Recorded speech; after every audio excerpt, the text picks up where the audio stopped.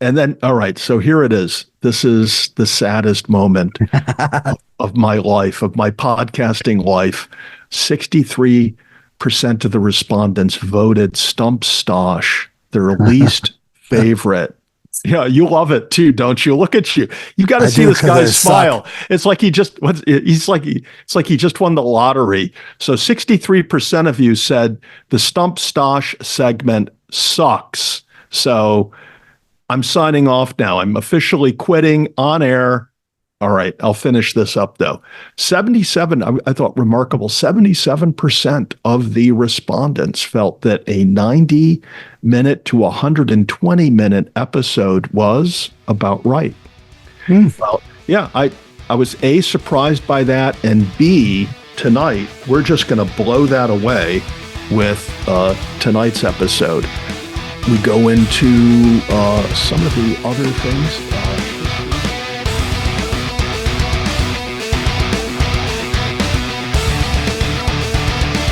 The bushwhacks were some of the worst days I've ever had in the mountains, or life, really.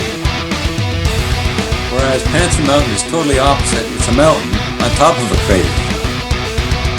I think the weather challenges on this incident were particularly difficult. It was really the development of New York State. Catskills were responsible.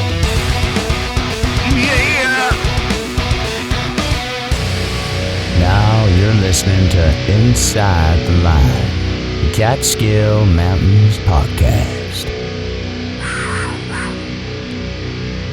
Let's do this. All right, 130, episode 130. We had a bunch of different topics for this, but I guess we're just kind of like throwing topics in a hat right now. We had good old Bear coming back on for something, but unfortunately he had to reschedule. And then we were going to talk about the Kaaterskill Clove VUM, but I realized, you realized, you told me like, hey, that's actually dumb to talk about because it can be after the fact. Yeah. I think we should listen to that presentation first, but this is what happens when you take a week off. The whole operation just kind of falls apart. So I'll apologize for us to the listeners. We'll get back in sync as the night goes on, and by next week's episode, we'll be firing on all cylinders. You can't tell me that you couldn't run the show by yourself? I did. I put out 5 episodes. I've been picked up by some syndication. Things are going good. I'm branching off on my own with the DEC, right? Yeah, it's called Tad versus the DEC. Battle of the podcasts. That is awesome. Maybe we should reach out to them and see if they would do something. Yeah. All I want to know is, where do I come up with this stuff? Right. So good. I spent too much time alone in the woods, but that's a good thing. Yeah. There you go. See, both of us. Yeah, we were both right, like, that's a good thing. Yeah. It took us like 2 minutes and we're in sync. Yes. All right, so welcome everybody to episode 130 of Inside the Line, the Catskill Mountains podcast. We're back at it. We're back here. I'm back. We're going to kick some ass tonight. We're going to talk about a couple different things. Mostly the topic of the night is Tad, unfortunately, wanted to talk more about me being in the Shenandoahs, giving out trail magic to the thru hikers, which was an amazing experience.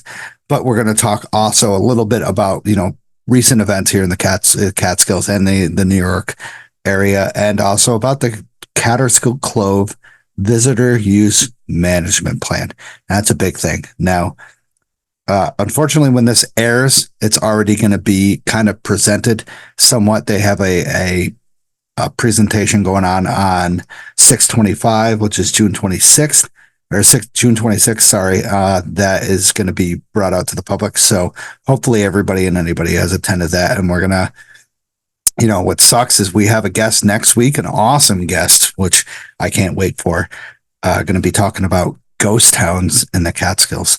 Towns sounds good. Yeah. I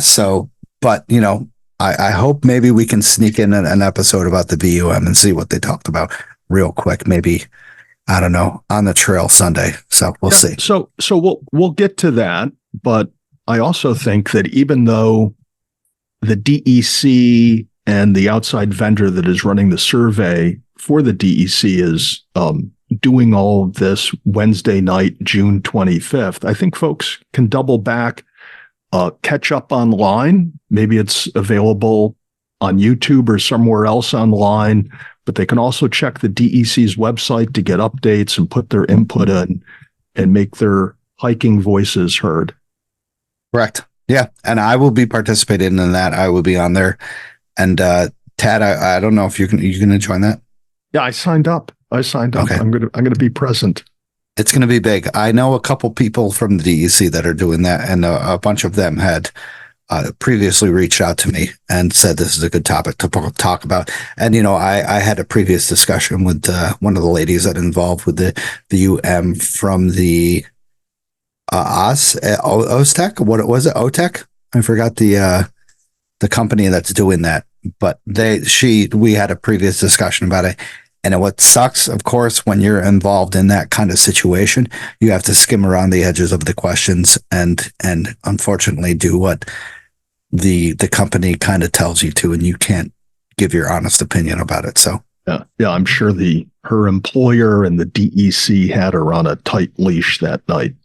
Yeah. And you know what? So let's real quick break down into the Kaaterskill Clove VUM. So a visitor use management plan is a proactive and adaptive practice of identifying strategies and actions to accommodate visitor use while protecting park resources. That came from OTAC. Actually, that's a company that's going on with that was hired by New York State to do that. So they have done stuff in Acadia National Park and Zion National Park and Bryce Canyon and a bunch of huge national parks that has been overwhelmed in the past couple of years with visitor use. And as we both know, Tad, as you've never been to Kaaterskill Falls, that area is overwhelmed with people, and I cannot blame them because Kaaterskill Falls is an absolutely stunning place to be. But the big question is, what's going to be done? Because there is very limited area to do things on there, right? Yeah, well, what looks like they're spending a lot of time studying the current conditions there, collecting data on what folks want their experience when they go there to be like, and then they're presumably going to distill that all down to some action plan that some folks will be happy with and a lot of other folks will probably be not so happy with. But it seems to be a needed thing to do. Yeah. And I've been to both of the public meetings, one that was at Hunter Mountain, and actually there's only one that was on Hunter Mountain. Sorry, I thought that previous one was from like back in the COVID days when everybody was going crazy. But the Hunter one, it was, I'm sorry to say, a bunch of older people saying that they need to shut the area down, need to do this, do that. Definitely understand it's overused and such, but we have a beautiful area and it's open to the public. Let's see what we can do to help that. And people are interested in visiting the Catskill area, Tannersville, Hunter. They're going to bring money into here. I'm actually, very concerned of what they can do because, that Clove is such a tight area. We already have the North-South Lake area with the Laurel House parking lot, the Scott Road parking lot, full every weekend, full Fridays. And, it's a very big question mark. And they didn't even include on the VUM, if I remember correctly, they didn't even include to do North-South Lake area. So that's pretty overwhelming. It's got to be a tough task.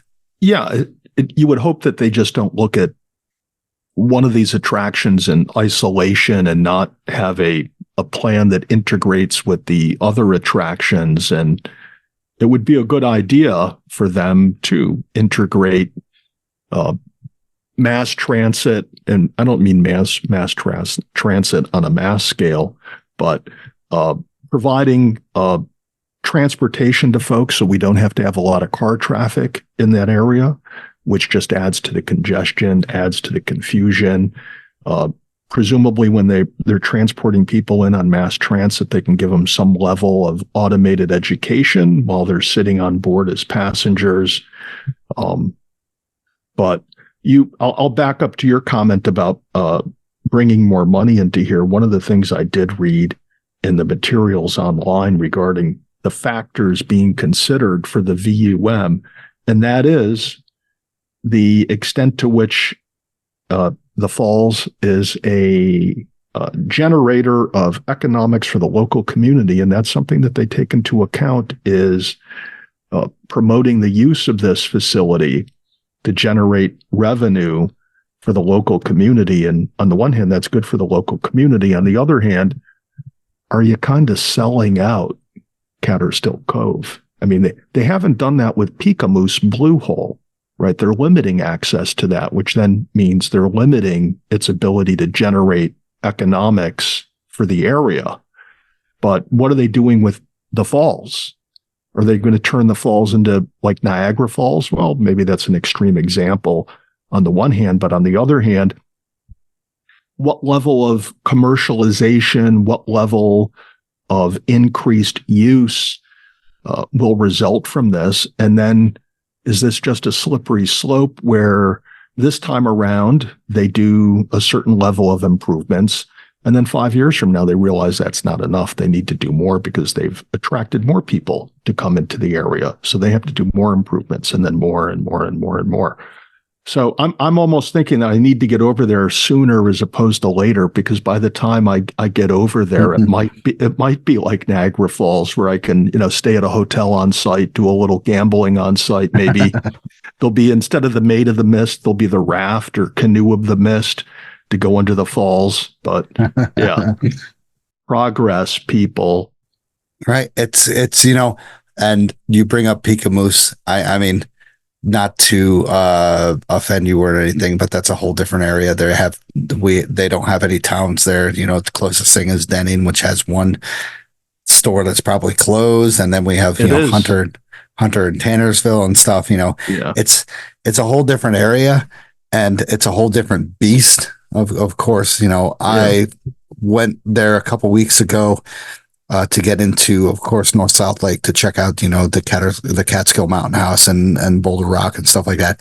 And it took me, not 10, 15 minutes to get into there. And it wasn't bad. I didn't find it bad, but it had all Scott Road, unfortunately, which you can hike up to beautiful North Mountain, and Stopple Point was closed because it was full. And then the Laurel House parking lot was closed because it was full. I didn't find that believable because, people come and leave every time. So I didn't go in there, but I went into the regular North South Lake, and I paid, of course, that $10 to help them out. And I got a nice parking spot right up above. So when you say that these places were full when you got there, what time of day did you get there? It was pretty bad. It was 11. Jessica took her time. Okay. My wife took her time. Yeah, don't blame it on her. You were still charging up the Tesla to get a full day's drive out of her. Ted, you and I both know that we like to get out there at 8 a.m. is the max. So I was at the Slide parking area this past Saturday, and I got there fairly early at about 7:30. And I'm going to say the parking lot proper was about 80% full. Oh, wow.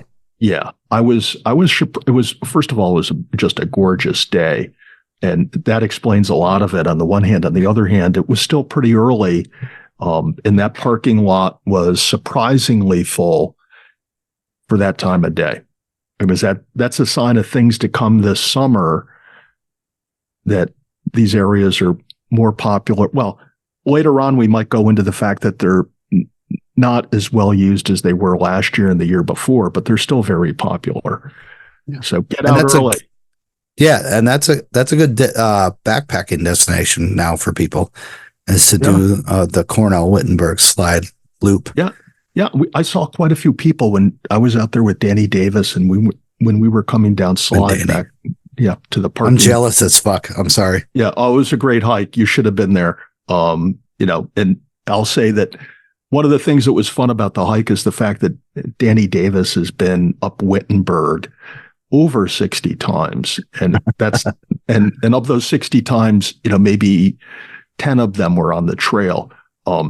So he knows his way around that whole ridge very well. And to take him to a little rock feature, not little, it's pretty big, that he was unaware of, I thought was special. But he and I also on that hike, we found a great viewpoint. But nonetheless, as we were coming down Slide Mountain to the parking area, where it was late in the day, it was around 3:00, and we ran into a number of backpackers who were going up. And our thoughts were that by the time they get to those campsites, they're going to be pretty much spoken for. People are going to stake out their turf up there. And so then you're going to have these other people, late arrivers, coming in. It would be an interesting thing to see how accommodating or not accommodating the early arrivers are to people who show up later, and there's no free spots that they need to move into somebody else's camping area with them. Yeah. It's all the big question mark with the Catskills, like it is anywhere else, of course, in the United States, because everybody's getting the word out through social media, and there's beautiful places to be explored. Yeah. I don't blame them. Yeah. And you could say that with your daughter, right? She is ripping it up out there. Yeah, she's having a good time, and we will see her this weekend for a surprise appearance. She's flying home, but otherwise she's out right now in Wyoming. Staying on a ranch, and she's rock climbing in a canyon out there. So I can't wait. I can't wait to get the firsthand account of her ventures so far. Of her almost near-death experiences, where you're going to be like, God damn it. No, there's no near-death experiences with your daughter. Okay, we're not talking about those. So once again, the 26th, which will be a pass this day. Hopefully I have posted this on our Instagram. Check it out. It's going to be a great load of information, and they say the public's going to be able to talk, which is, I'm going to basically say I'm, the big guy on Inside the Line, the Catskill Mountains podcast, and they're going to be like, who? We only know about the DEC. So check it out. So Tad, bunch of stuff happening in the state, around up north, of course, in Keene, that we have to go over. So on May 20th, 2:25 p.m., Raybook Dispatch requested forest ranger assistance on a hiker at Rainbow Falls, beautiful spot, who had been hit in the head by a falling rock. So rangers helped stop the bleeding and brought the subject to the Adirondack Mountain Reserve, the AMR trailhead, where he drove himself to seek further care. So struck in the head by a rock. Do you think that was done by natural resources or by a human up above in the area? Oh, it could have been a combination of the two. It might not have been somebody who was actively climbing above him at that day. It might have been somebody who was up there a day or two before and then dislodged a rock, and it just took it some time to come loose and fall on this guy. But that just goes to show you that there's inherent dangers in being involved or engaging in those types of activities, and you never know. So basically, in the way to say it of Stosh's way, shit happens. Yeah, shit happens.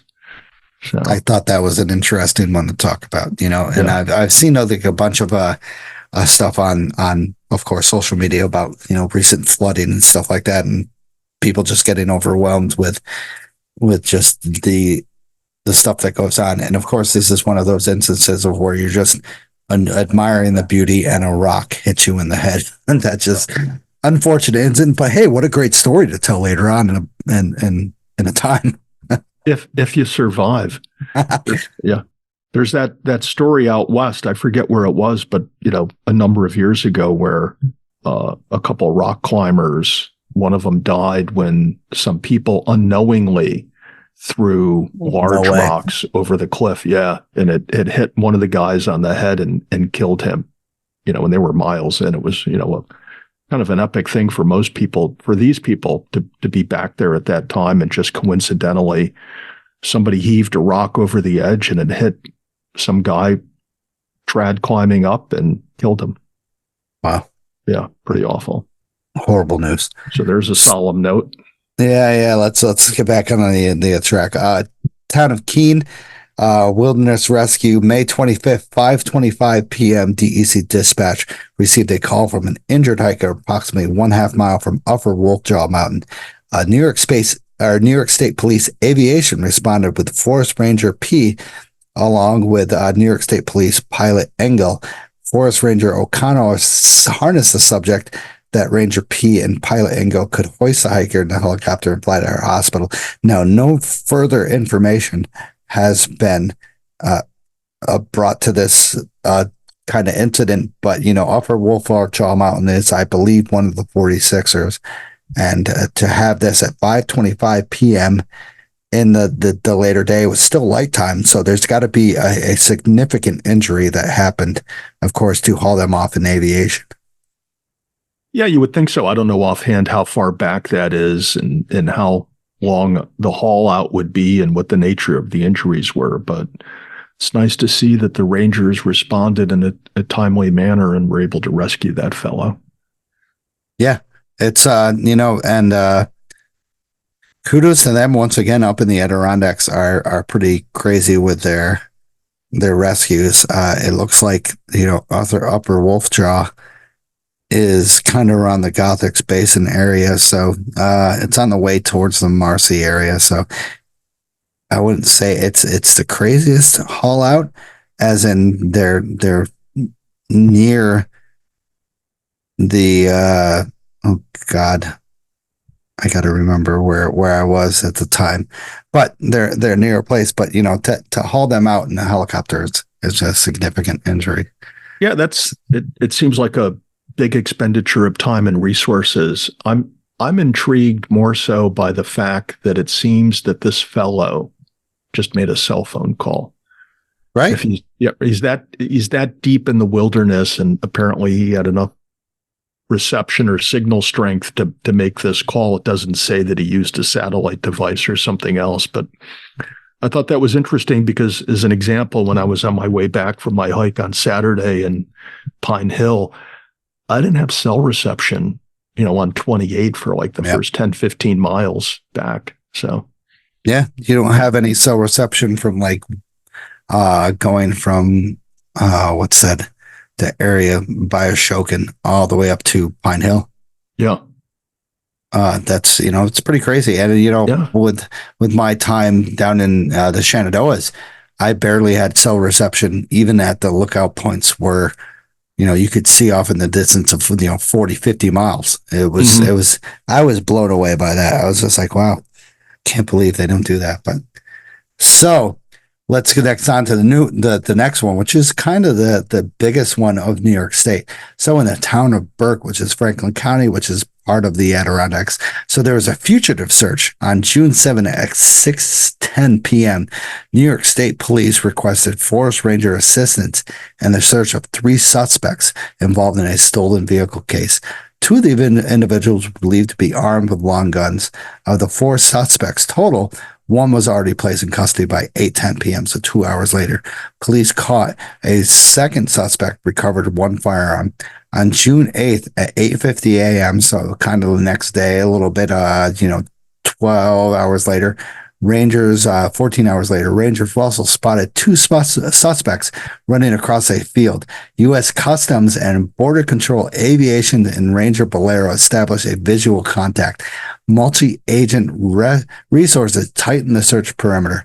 At 10:50 a.m., Rangers and New York State's Police Special Operations Response Team located the remaining subjects hiding in a camper.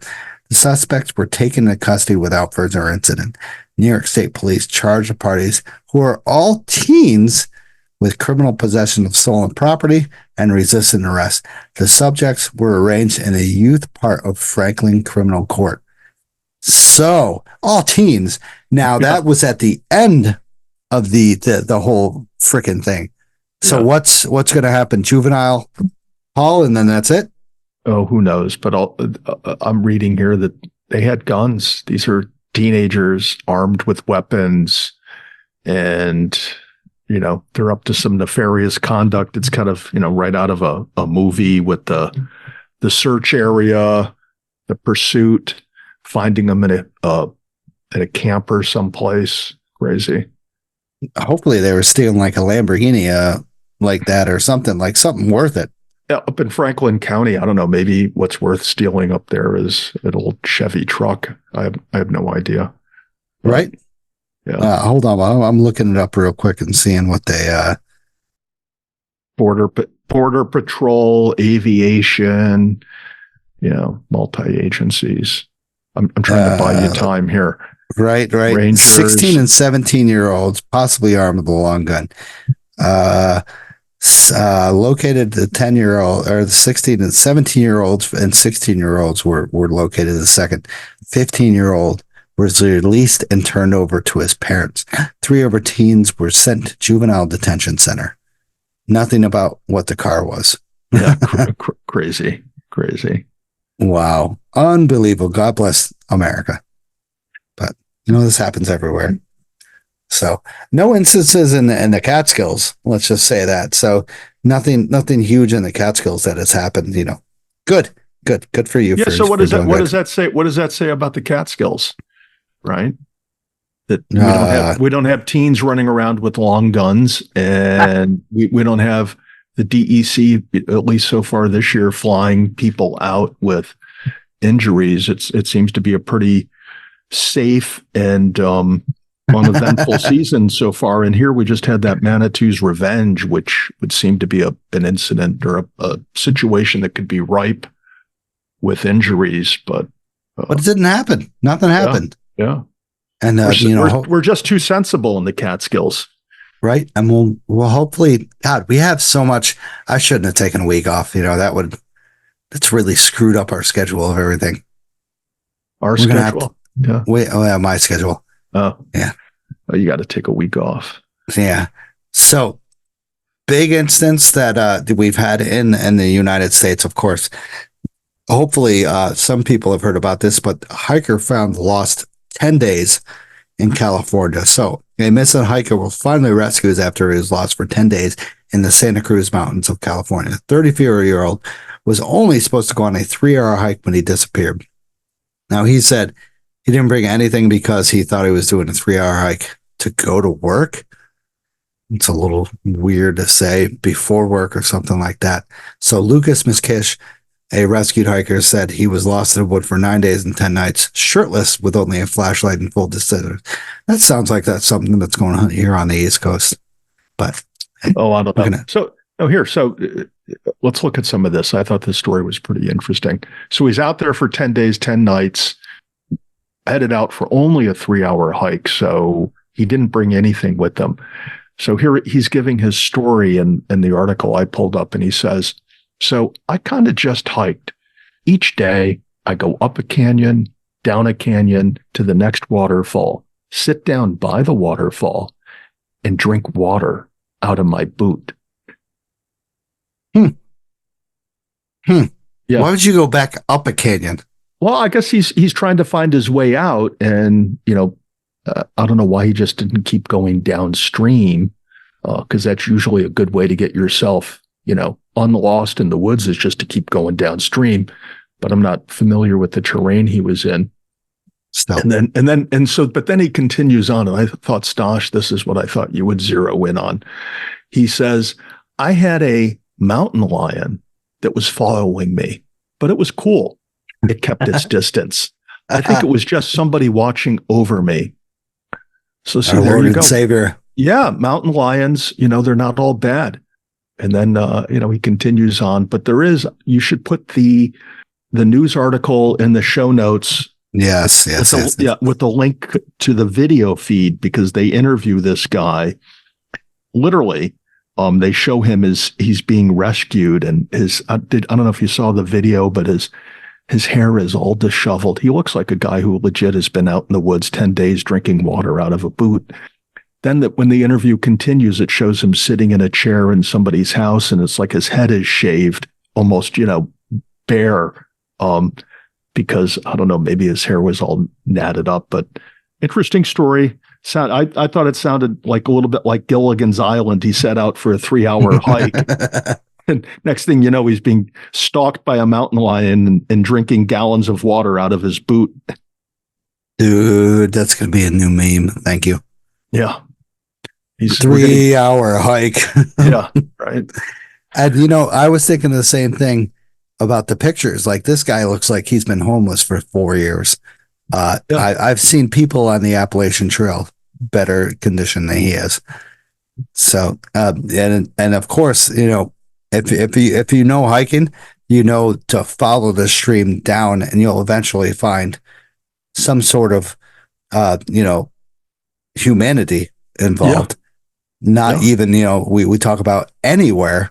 We'll just follow the stream down and it'll lead to a pool, pond, a lake or a reservoir, something like that. But no, he went up and down and stalked by a mountain lion. Yeah. Absolutely crazy. And he would yell out every once in a while, "Help, I'm over here eating berries, drinking water." Somebody finally heard his cry for help on Thursday afternoon, which was, of course, 9 days later. And a canine tracked him down, and they escorted him out of the remote canyon, finally reunited with the family, which looks like he's been out there for at least, like you said, Gilligan's Island, maybe 4 or 5 years. Yeah, it was very convincing.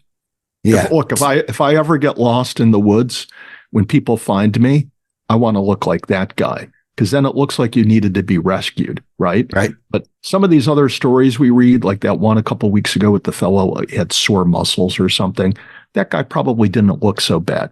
This guy, though, look at the photos, completely legit, deserving of, he should have gotten the helicopter ride out of the woods. Helicopter over the view of where they said, "Hey, this is where you should have descended all the way down instead of ascended up it." So, another one, I'm trying to think if I believe it or not, whatever. If you believe this one or not, you're doubting this story. Yeah. Goddamn media is really getting me these days. So, all right. So, thank you, Tad, for shooting the shit. Good stuff. Yeah. At least we didn't drink water out of a boot. Yeah. Right. I mean, no filtering, but that water up in the Sierra Nevadas or wherever he was is actually pretty nice and clear. Until you put it in your boot that you've been walking in for days. Okay. Correct. Wow. It doesn't explain why wouldn't you stay next to that stream, that water source, and why would you put the water in your boot? Why couldn't you just suck it out of the water, put your face in the water? Okay. Don't make me think about this story anymore, because it's not making more sense. It's coming apart. I'm going to get a hold of him. We're going to get him on here and just be like, why? Yeah. I want to see the boot. I don't want to smell it, but I just want to see the boot. I want to see what type of boot he was wearing, drinking water from it. Maybe Stomp and Mike will get him on there. Sounds like a search and rescue. No. So before we move on, though, so now the next time you go out and buy hiking shoes or boots, are you going to be thinking about how suitable they would be or not be to drink water out of if you were ever lost when you went out for a 3-hour hike? Well, I'm going to get the bigger boots because they hold more water. Do they have a water filter in it? That's the question I'm going to ask. Maybe we can market them like that. Yeah, we got to do it. The Swiss Army knife of boots. Yeah, 100%. All right, onward. I know you're anxious to make traction and talk about your trail magic. Not really. So thank you to the monthly supporters, Darren, Vicky, John, Betsy, Denise, Vanessa, Joseph, Jim, Michael, David, and Chris. Thank you guys very much for supporting the show. I really appreciate it. Also, thank you to our awesome sponsors, Outdoor Chronicles Photography. Capture your love story against breathtaking backdrops with Outdoor Chronicles Photography. Molly specializes in adventure couple photography, and she'll immortalize your moments amidst the stunning landscapes of the Catskills, Adirondacks, and White Mountains. She'll craft timeless images that will reflect your unique bond in nature's grandeur.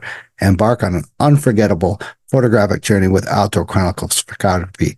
Don't hesitate to get a hold of Molly on all platforms. Also, discover the wilderness with Trailbound Project.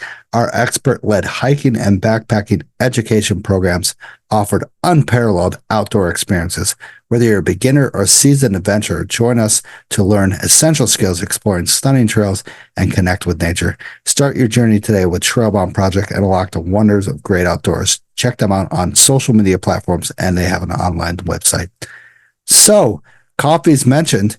Pink Pony 818, once again, ripped us up as always. She whacked up from Wittenberg from the Moonhaw. It was, as I quote, it was a motherfucking grueling bid, but she did it. Long lunch break at the summit and back down to the Woodland Valley. Slowest 7 miles ever. Quick side trip to the cave, and it was a fabulous day. She couldn't have done it without Mo from Hike On Guides. So, Tad, do you know that way? What is it called? Oh yeah, I've been up that way a few times. What is it? The Van Berschoten? Van Schoten. Van Berschoten. Yes. Yep. I've been up that a few times now. That's a great hike, and that's freaking grueling gain, man. Yeah, nobody should do it. They should just save it for you, Mo, myself, and Pink Pony 818. It is, Tracy Rakin, right? Tracy did that. And she, I got to admit that going anywhere from the Moonhaw up to any one of those peaks, Balsam Cap, Friday, Wittenberg, Cornell, is an absolute grueling hike with just elevation gain to the masses. Yeah, but there's something special about going up through that area, the Van Berschoten area. Yep. I could do it every month of the year. I think that'll be like my new grid is to do that every month of the year. That and a few other Burroughs Range hikes, like the one Danny and I did, is a nice way to get up to Wittenberg. Yeah, I can't wait to hear about that actually, because you have a little history behind that. So, Pink Pony, once again, Tracy, thank you. Thank you for tagging us. And, once again, I got to admit, that's a grueling hike. Next time, if you want to go up to Cornell, I would suggest taking that awesome arm going all the way up to the summit of Cornell. Probably one of the greatest hikes you'll ever take. And one of the most memorable hikes you'll ever take if you ever go up that arm. There's nothing I can say there's nothing like it. Oh, I imagine there's other places like that in the Catskills that are just as challenging or not. But I haven't been up on that ridge or that arm yet, but it's on Sunday. Sunday, we're going there Sunday. Yeah. So my depending on what the family plans are, I'll go out and do that on Sunday. All right, Tad, what are you drinking? Okay. All right. Yeah, I bailed on the beverage. I ran out of time. You saw I was running into some technical glitches. All my gear was rusty from having the week off. So I'm just having a plain old Coca-Cola. Oh, okay. That's different. That's way different. Yeah. So once again, rum. Well, so I have a spiced rum, a coconut rum, and a Zevia ginger ale. Yes. So no sugar. No sugar. Oneonta seems to be the cocktail capital of New York State. Hell yeah. Is that what everybody does in your community on summer nights as they hang out with these? We have breweries here. Spiced rum drinks and ciders. We have breweries here. All right. Yeah. We have some breweries like everybody else, not like Woodstock where it's overwhelming and everybody's overtaking the goddamn terrain and areas, and their burgers aren't $18 per thing when it's something that's microwaved. So, there's some good food in Woodstock. Somewhat. For some people, maybe. Yeah. Turkey Boys reference. So, previous hikes. Ted, why don't you go first? All right. So, I already mentioned that Danny Davis and I hooked up this past weekend. We met up at the slide parking area. Danny drove us down to Woodland Valley, whereupon we set out on the trail, then went off trail, hiked up Wittenberg. It was fantastic. We really ran into some nice woodland areas in Woodland Valley, not a lot of undergrowth, although we did hit one small stretch of nettles. Mostly that ridge was nettle free. There were some nice rock formations. We topped out on Wittenberg, and it was fairly crowded at the summit. I forget what time we got there, but we did take our time summiting Wittenberg. And then, Stosh, I don't know if you remember this or not, but after Danny and I left Wittenberg and set off on the causeway over to Slide, do you know what we did? That I had a pair of pruners with me. Danny had some big ass pruners with him, and we did trail maintenance nice along the way. That turns out that's Danny's section of trail. He's the trail maintainer for it. So what area is this again? It's from Wittenberg to Slide. Wow, that's a tough section. You say it's tough, but there's so much foot traffic through there that a lot of that stuff gets moved out of the way or doesn't grow. But I will say Danny's very deliberate in deciding what to prune back or not prune back. He doesn't want to over prune it or trim it. So, but we had a good time, doing some trail maintenance on our way over to Slide, ran into some cool people, talked to them. There's a lot of people getting ready to set up camps along the way. What was somewhat surprising is the spring on Slide was just a trickle. Wow. Yeah, it was incredible. I don't know when I've seen it like that last, but it's been so long I don't remember. And so we pointed out to some of the folks that were on their way up Slide to camp that, have enough water with you, because if you were planning on filling up at the spring, it's going to take you an hour to fill a liter, it seemed. So we did that. It was a great hike. I don't know as if you could ever hike that range and not have a great hike. Right.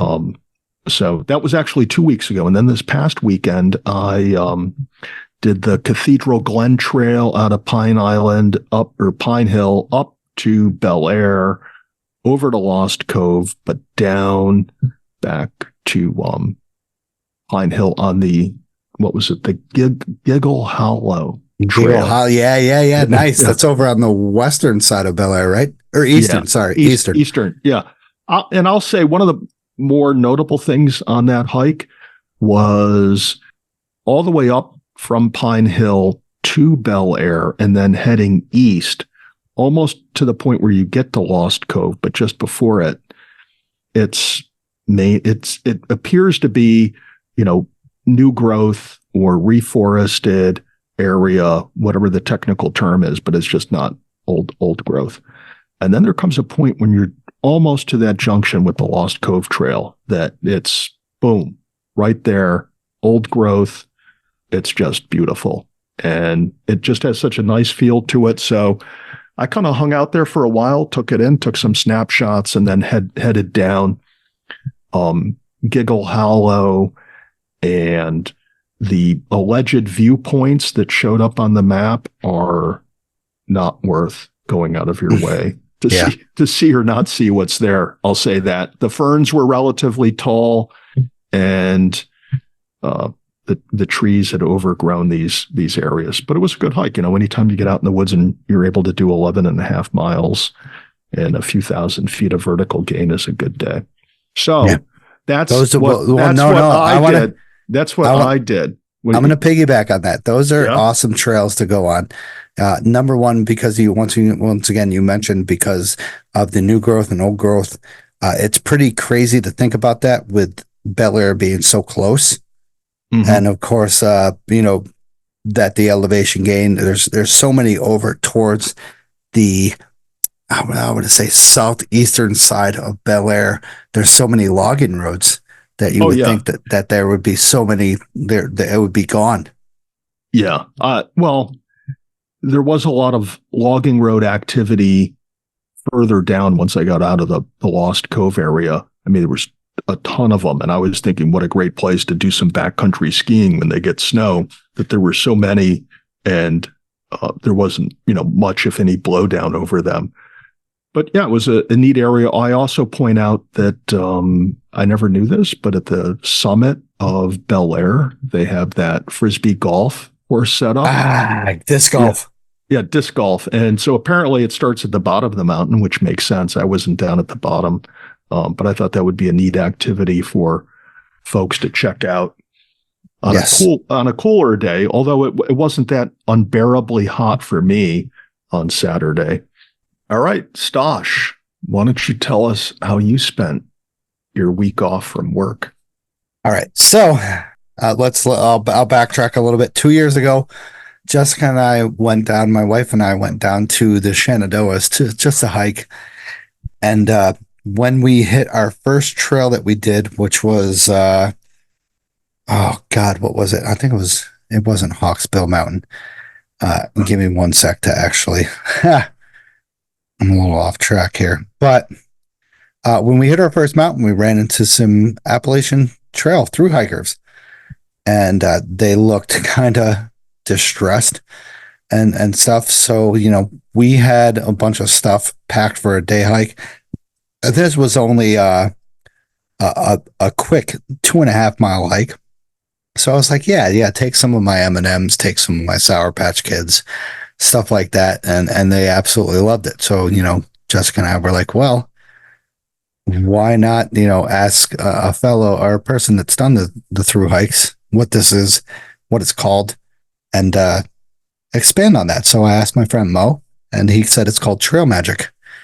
And we went on a couple hikes after that. This was Compton Peak was the first hike we did, and after that, it was all like a dream that we did. And every time we went to a different town, we bought more stuff. We gave out Trail Magic to through hikers who absolutely adored it because, if you know who through hikes the Appalachian Trail, it's 2,100 miles, over 2,100 miles of just, up and down terrain, stuff like that. They can only get so many stops going into towns and getting things. So to have a Gatorade or to have a Coke or to have like a Mountain Dew or, M&Ms, like Sour Patch Kids, stuff like that is absolute magic, is absolute blessing.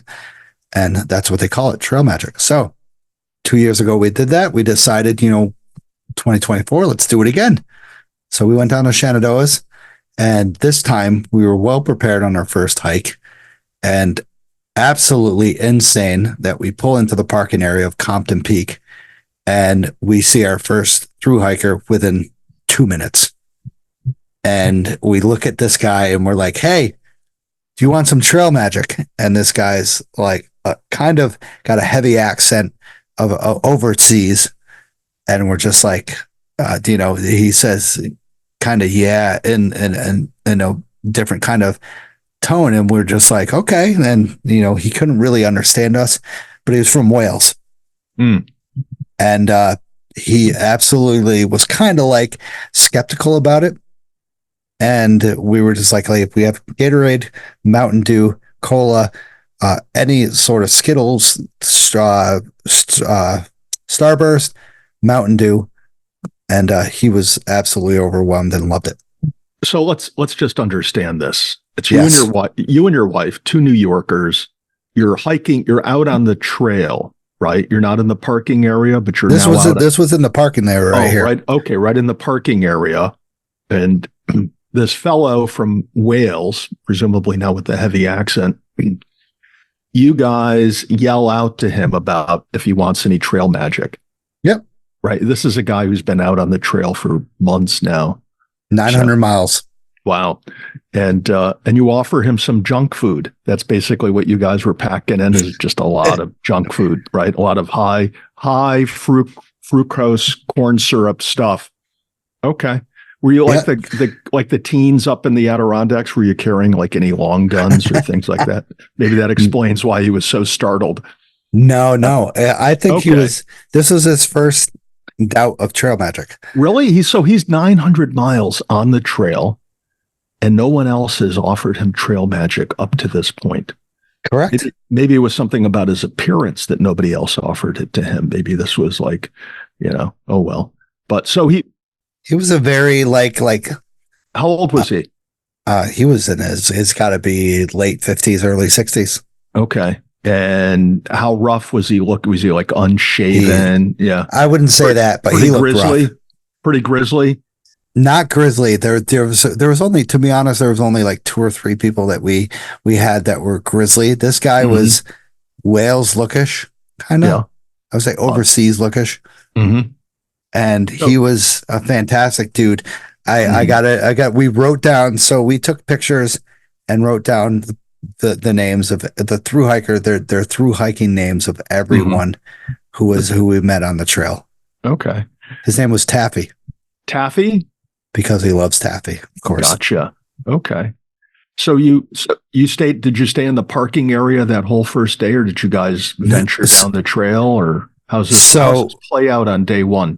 Let me tell you. So we sat there in the parking area. It was one thru hiker after another. We couldn't get out to the hike. Yeah, and so to be honest, did you set up a station? Were you like on the beach? Well, no, you're just hanging out. Just hanging out. Mm-hmm. And this is like, so the parking area is where the Appalachian Trail kind of like intersects. Mm-hmm. And it was just one after another. And we met, so hold on. 1, 2, 3, 4, 5, 6, 7, 8, 9, 10, 11, 12, 13, 14, 14 people within that just an hour, 2 hours of just sitting there. Not even, we got out of our car and it just started to happen. So they were out early. Mm-hmm. And it was absolutely phenomenal, and seeing some of these people, but once again, all over the place, Houston, North Carolina, Canada. We got a southbounder, one of the only few, the only person that we know and that other people know that is going southbound from Maine to Georgia. And they were overwhelmed. They were like, no way, this can't be real. And like I said, most of them, I would say 96, that's a little odd. 95% received their first bout of trail magic on the trail. Why don't you do 95.7? 95.7. Yeah, make it sound very scientific. So here you are, these people northbound are 900 miles in, and most of them 95.7. No trail magic so far. And here I thought it was such a big thing for people, to go out at these intersecting junction points, road crossings, etc. And I know this one fellow who used to post on Instagram how he would go out with coolers, pop-up canopies, chairs, a flat top grill, and just and literally with steaks and hot dogs and chicken, and he would put on like this big buffet for people coming through. And here you are, these folks are 900 miles in and nobody's offered them anything, not even like some junk food like you guys had, right? Yeah. Skittles and so. And we met some really cool people. Jessica is wanting to do, she doesn't want to do through hiking. She said, definitely I could do this. She's like, you could do this. I know you can, but she couldn't do it because of, the personal hygiene, stuff like that. So she's asking the ladies, how do you do this? Do you shave your, like, really weird, odd questions? Do you shave your armpits? How do you handle your hair? Because, your hair sweats. Guys don't have hair and it doesn't sweat, doesn't collect. So what intel did she find out? Are the women shaving their legs, shaving their armpits? Every God, what did women say? Every like 60 days is when they shave. And or until it becomes irritating. Yeah. And and I was listening because I'm curious. Women have such a more difficult time on trail because, of course, guys, we can go off 3 feet and take a pee. Nothing. Stosh, it's 150 feet, not an inch shorter than 150 feet off trail. That's what Who said that? I don't. The DEC, that's the reg. You got to be 150 That's feet. camping. That's camping other stuff. It doesn't say that you have to dispose of waste. You're violating DEC regulation 360.2 F subdivision C small letter I. You can be fined or imprisoned for that activity. Well, this is Virginia, a whole nother place. So your wife Jessica speaks to the female through hikers, and does that reinforce her feeling that she's at this point in her life, she's not cut out for Not at all. a long through hike. Yeah. I get that. You know. It's like the couple, maybe like 2 or 3 days. Yes. Yeah. But she can't handle, a week of not showering and stuff. So the folks you ran into, that again, they're 900 miles into their several thousand mile through hike. What was their mental state? Were they, most of them, still into it, gung ho, looking forward to continuing on? Or were there some people who were, this is not what I thought it was going to be. I'm not into this. What mental images or impressions were these folks relating to you? 100% we're still into it. Wanted to finish. Yeah. Cool. And, to be honest, when you guys didn't have that heat wave yet, but we did. We had up in the mountains, we were around like, I would say 25 to 3,000 feet, still had like 90-degree temperatures. Mm-hmm. We had the heat wave down near us. Yeah. Well, it did get hot and humid here last week, but I won't say it was hotter or more humid than where you were because you were in the South. But how were these folks dealing with it? Were they adjusted to that climate? Yeah. Most of them, as you see from the pictures on social media, were hiking in their underwear. Oh, their underwear? Really? You made that comment. Don't act like you were surprised. Yeah. I kind of, I guess I did say that. They were, I guess when you want to wash your clothes, like your only pair of clothes you're hiking with, it's pretty simple if it's just a pair of underwear that you can get wet and then wring out. And let's bring this out that the peak we visited was 3,200 feet with no breeze at all. And it took us, Jessica, of course, it takes a little bit more time. She's not as conditioned as I am, but it took us 2 hours to get to the summit. Mm-hmm. And that was 1.2 miles and 600 feet of gain. Pretty significant amount of gain. But and 600 feet in 1 point, how many miles? 1.2 miles. That's okay. I'm going to say that's medium. That's medium. It's medium. It's not like you're on the devil's path doing that. But in 800 and 800, Jesus, and 89-degree weather. Yeah. No 100% humidity, no wind. Yeah. It was tough. Yeah. Well, when it's hot enough and humid enough, 10 feet of vertical gain is a lot. Yeah. So what about, how much were any of these folks like carrying too much gear? Did you still come across people that were just like overloaded with gear, or had they not at all? Back? Yeah.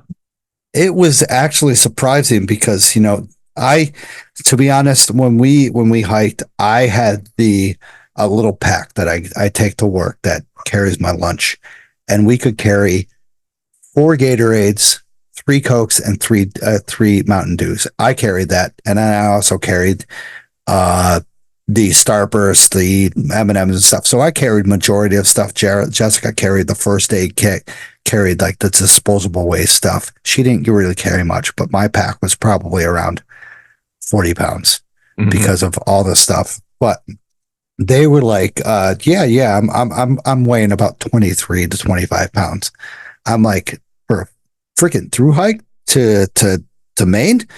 And they're like, oh yeah, that's nothing. And then they're like, I've been cutting down ever since. I'm like, are you freaking serious? And like, my day pack is 23 pounds without water. And it just, I mean, is that just me? Am I a psycho? I don't know. I mean, back in my backpacking days, I was pretty good at just getting down to the bare minimum and not bringing any excess gear with me. And I'll say that as good as I was or thought I was at that, I still didn't hike in my underwear. So, but were you hiking in those like ultra light? Like that's crazy for a through hike. Oh yeah. 20 days. Back when I used to do a lot of backpacking, nothing was ultra light by today's standards. We were still using external frame packs. Okay, so gear was heavy. Your pack and its contents were heavy. And there's kind of an art to bringing along just what you need and getting by with what you bring with you. So let's ask you, did you guys go to the same trailhead every day or did you move around? Move around.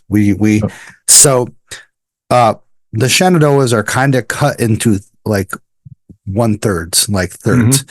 So there's a part where there's Front Royal to Luray, which is you can do that area, and then there's Luray to Elkton, and then it's Elkton to there's another area beyond that, Lydia or something. So it's cut into thirds, and the Skyline Drive is, once again, you can get into the Shenandoahs and you can drive the whole thing and just see beautiful scenic overlooks throughout the whole thing, but it doesn't intersect with the Adirondack or the Appalachian Trail the whole time. You'll have to find those points yourself and kind of dissect where you're going to be meeting with the through hikers. So we did it in thirds. We did it. The first day was part of the trail. The second day was part of the trail. The third day was part of the trail. So you were down there for 3 days handing out trail magic? Yes. And you had mentioned to me previously that there's like a heat map or something that shows where the through hiking bubble is. Yep. That's pretty cool. I got to post that. Yeah. Yeah. And did you use that to ascertain, these spots where you wanted to be to run into the bubble of hikers, or did you just randomly bump into the people without trying to predict where you would hit the peak flows? We randomly did it. It was just our time that we wanted to go to the Shenandoahs, and gotcha. We were gonna do it a couple weeks before, but something came up that made us go like 2 weeks later on. We'll talk about that later. Okay. So you're down there for your vacation, 3 days. You're focusing on handing out some trail magic. Your first day is characterized by me. You have a lot of junk food in your pack. Junk drinks. Gotcha. Were they cold drinks or were you feeding people? 100% cold. They were ice cold? Stone cold, ice cold. Everybody loved it. Oh my God. People grabbed it and put it on their face and then drank it. Wow. It was disgusting. How'd you keep it cold? I had two, and once again, in my little lunch pack, I had 2 ice packs that we kept cold. And then we had a cooler in the car that had at least 2 to 3 bags of ice that we would kind of resupply as we went throughout the trail. So it would, it was worth it. Oh my God. I wish people would do this all the time. It was so worth it. Yeah. Well, you can. I was checking out this heat map and it looks like the through hiking bubble is going to be coming through New York State very soon, early part of July, from what they forecast on this bubble map. Yeah, and let me point out, Tad, that another summit is doing something June 30th. Another summit, my friend Henry De La Vega, who is with another summit, is doing something June 30th. So I will post that in there for the through hikers that are coming through the New York area. So sorry, go ahead, your turn. That's fine. So after the first day, did you guys package up again, with the same provisions as the day before? Or did you change your mix of trail hiking magic? Nope. We so every day we have a different spot that we like camp at, kind of not camp, but we stay at. So Front Royal was the first place. So we had a little cottage there that we stayed there last year. That was absolutely phenomenal.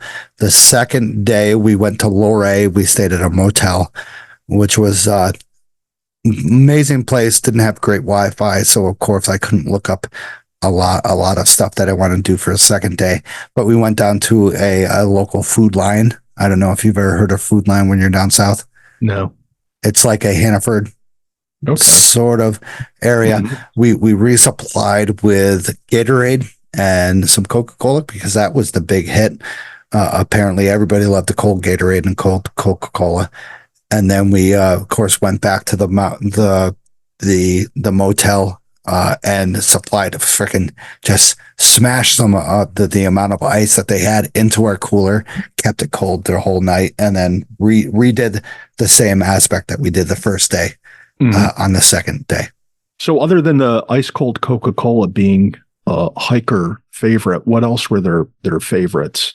The Gatorade. Oh, the Gatorade was a huge hit. Yeah. And the junk, they like the junk food. Hikers were into that. They love the Starburst. Wow.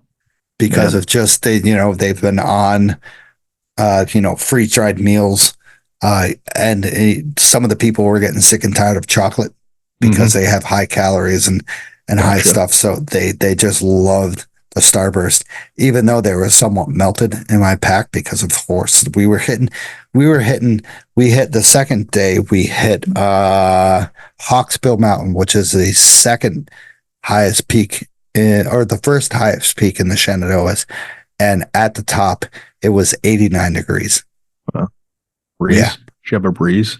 Nice. Very little breeze. Oh, really? Damn. Yeah. It was very, very disgusting. The cool thing is we talked to some forest rangers and they were very positive.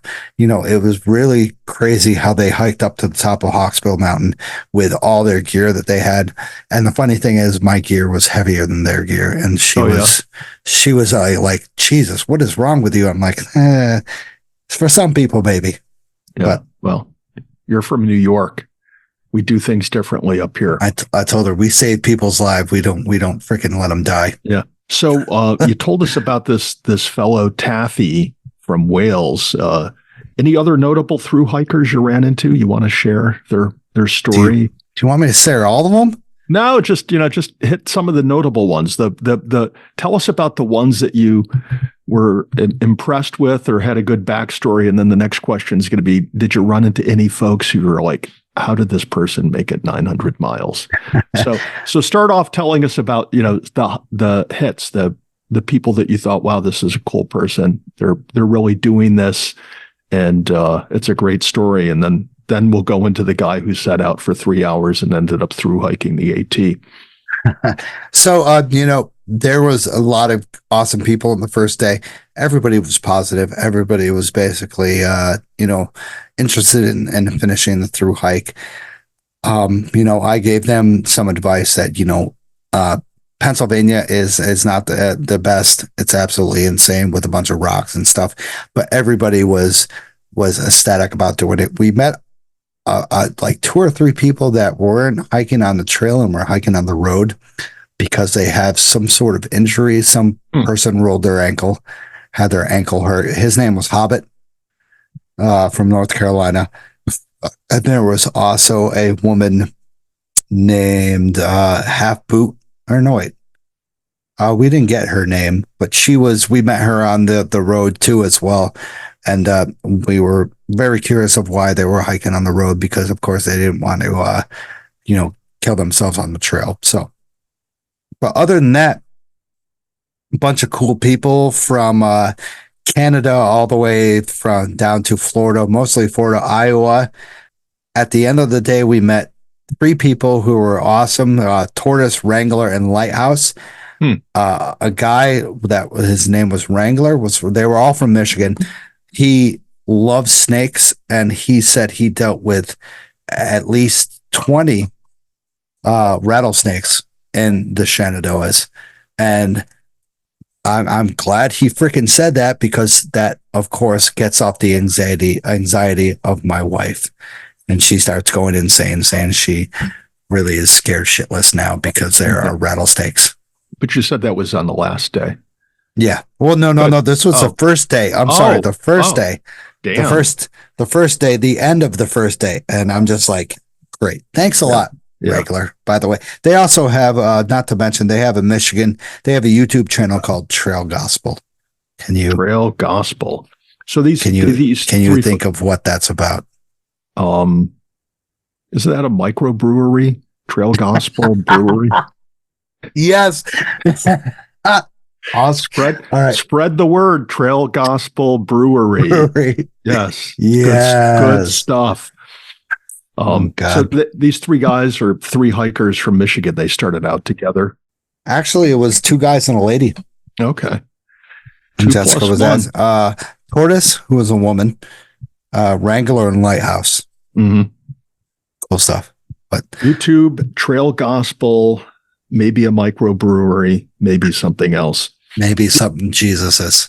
Yeah. Did you run across any like parent children teams? Father son, father daughter, mother son, family hiking through. That's day 3. Day 3, yeah. So tell us about the family matchups that you ran into. We'll talk about that. Day 2. Okay. I'll talk about day 2. All right, so let's go to day 2. Tell us about day 2.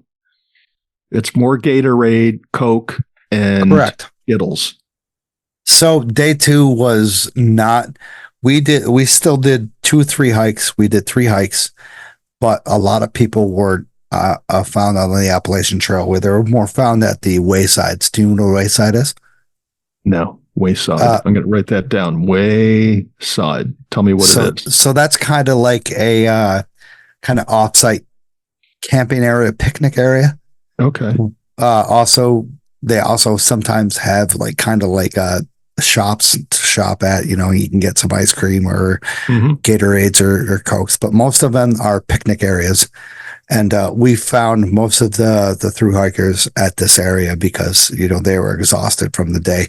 As we went on towards our hikes, the next day was even hotter. So at the second hike, which was I believe Stony Clove, was 91 degrees at the summit. At the summit. So this was 3,300 feet, and it was crazy. So we didn't see many people on the trail, and we met more people at the waysides and stuff like that. Were the people at the wayside in their underwear? No, they actually weren't. Okay, there was a guy passed out on the side in his underwear, or did he have his clothes on? He had his shorts. Okay. Damn. It was pretty cool. We met, there's 2 waysides, and we met a good amount of people. It was only like 13, 14 people that we met that day. Not like the first day. The first day we met like 27. Was pretty crazy. But the second day was a little bit less, and we didn't take much selfies with them because they were all in one area, congested in one area, and they were very nice. They were very happy to see Trail Magic, to get some Gatorade and to get a lot of them. The funny thing is, the first 2 days they didn't like Mountain Dew, but the third day they did. The first day was all Coca-Cola and Gatorade. Gotcha. So your pack with the ice in it, or the coolers in it, pretty good sized pack. You got a lot of beverages in there, a lot of Gatorades and plus my own water too, as well. And so I had my bladder, my 3-liter bladder in there, plus with a Powerade and a Nalgene bottle on the side. So, well, did you offer these folks anything alcoholic? No, they already had their stuff. Oh yeah. Huh. Most of them were smoking weed when they got there. Is it legal in the Shenandoahs? It is. In Virginia, it is. Okay. Oh, no, wait. No. We got told that doing that in a national park is a federal offense. That makes sense because the feds haven't legalized cannabis. Right? Yeah. We were just like, holy shit. And he's just like, we can't do it. We're going to get nagged. And actually, this was funny because this was a guy from Vermont, and he had like a big American flag on the side that says W woke AF. I was laughing so hard. That's the third day. That was something else. I was laughing so hard. Oh, excellent. So here you are, the second day. It's more of the same. Any other memorable hikers on that second day? So a lot of the people we didn't really talk to so much because there was so many at that wayside. But so one of the guys, what'd you do? Just slow down the car and throw some Skittles and Cokes at them and speed up and drive away, or just like here you go, crackies. Yeah. I mean, Get out of my state. 100% were white people. We didn't see one colored person on the trail, which is pretty crazy, I thought, but understandable. I never see very many colored people out hiking. If I do, I'm overwhelmed. So it's fantastic. But the wayside we pulled into just to go to the bathroom, really, and they were all out by the pavilion, just sitting there, and they kept coming through. And this was, I think, probably 14 to 15 people that we saw at this pavilion, and then a bunch of others along the way. And it was pretty cool. Once again, a hot day, very hot day. It never got cooler, and it sucked because once again you're using water, you're sweating like crazy, and there was very the names of the people that are on the trail are very interesting. Oh yeah, so tell us some of these interesting names. You told us a couple already. So what other ones stick out in your mind or memory? So there was Pyro. He's very good at fires. Of course, cool guy named Papa Jim and his son, who wasn't named, who did the Shenandoahs with him. Pretty cool. Zorro from Canada. We named. We try to bring these names to remember who they were. We called him a skinny white dude. Not after eating all those Skittles, he wasn't skinny anymore. Right. Merrill, who is the mushroom guy who loves mushroom and other stuff, who is the only southbounder we met. And he said that he has been the only southbounder that has been from Maine. So I'm guessing, of course, if he's from... Are these psychedelic mushrooms? I'm guessing this guy was a pretty good dude. You know what I'm saying, bro? Every other word was bro. Bro. He was cool. He's cool as heck. I loved him. Well, he's microdosing his way to the south end of the trail. Correct. All right. Next, what do you got next? Okay, so you want to talk about day 3 or? I gotta admit, day 3 was probably the best. Oh yeah, why is that? Why did day 3 turn out to be the best of the 3 days of trail magic? Did you finally on day 3 pull a rabbit out of the hat? We kind of did. The best was the breeze. It was a little bit cooler. There was a breeze, so we could hike a little bit more. We hiked along the trail. The first person we met was right when we entered the Shenandoah National Park, and it was sitting on the side of a guardrail, and his name was Doc. He was from Front Royal. He was an actual doctor. And was he going solo northbound? No, he was actually with his father. Oh yeah, and his father was about 3 miles behind him, doing a little bit slower because he injured himself. And I was just like, wait a minute, why didn't you help your dad when he was injured? Yeah. And that was a long pause. And he said he was a little bit too far ahead of him. Were they meeting up at night, or were they just distancing themselves?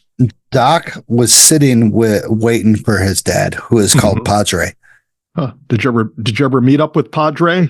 We did. We actually saw him at a so the Skyline Drive has probably over 30, 40 overlooks. So anybody could do this shit and enjoy it.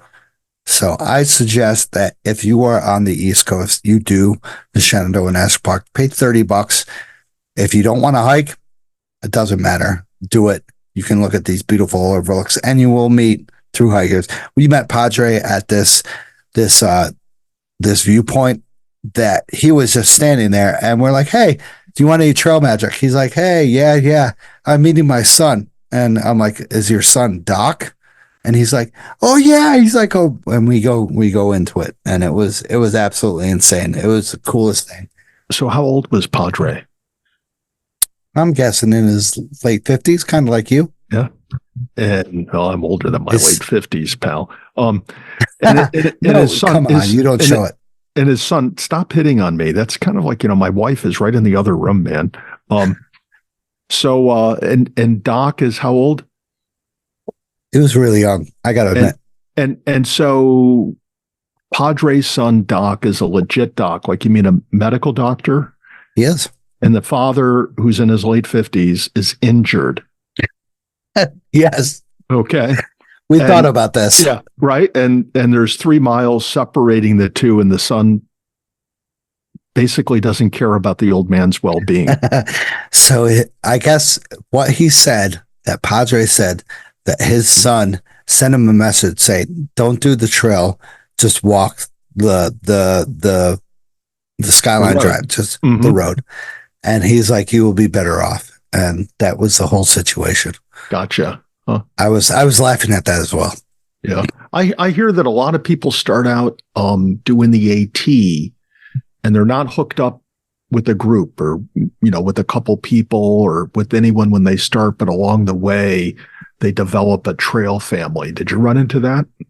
We ran into several, so it's very crazy because they have trail families, but of course everybody has a different pace that they hike. So you have a trail family and you will meet up at a certain point in the day or in the night and such. And it's tough to really figure out because everybody, like you said, hike your own hike. And, Ted, and I guarantee you and I, when we get on a hike, we'll have a different pace.